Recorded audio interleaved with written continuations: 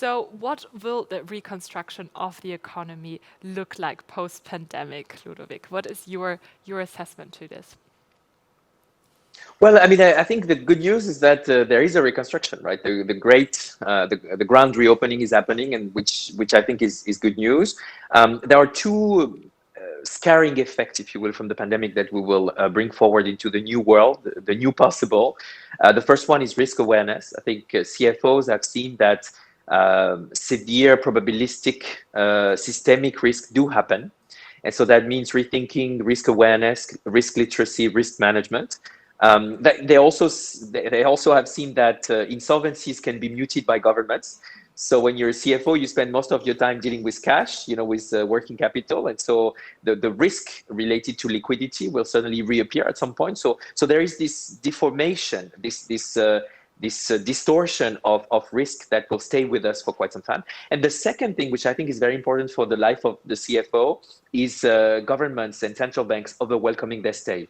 Record high liquidity, record high support, leading to a lot of debt on the corporate balance sheet. This is something that will stay with us for quite some time. And so regulatory and public affairs department will have quite a ride over the next few years to make sure that governments don't tamper too much with the life of business affairs, because that can make or break some of the business opportunities and certainly change the rules of the game.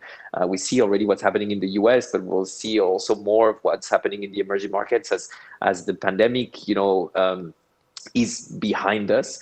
And here in Europe, we see definitely that governments are playing a heavy hand on the business climate.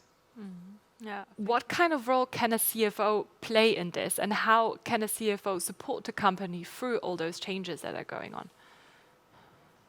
I think the CFO has always been very critical, very pivotal to managing change, to navigating turbulent times. This time around, I think what is most important in the short run is that the CFO turns into a chief growth enabler or officer. The CFO will have to make sure that the record amount of cash on balance sheet is put to good use. The CFO will have to make sure that he or she enables, companies to tap into the opportunities that are ahead of us after having paused the world for a year or a year and a half. And this is very important because CFOs have, for example, been used to functioning in a deflationary environment for the years before the pandemic. So you cut costs, you look for returns on investment that are very small, especially on IT spend and so forth. Now it's different. Now you have to basically make sure you function in an inflationary environment. So wage bill is going to be important in your cost control. Your return on investment are supposed to be much higher than what you've experienced before if the world is slightly more inflationary. So the CFO will have to, rewire a bit the way, especially those young CFOs out there that haven't been through these major crises.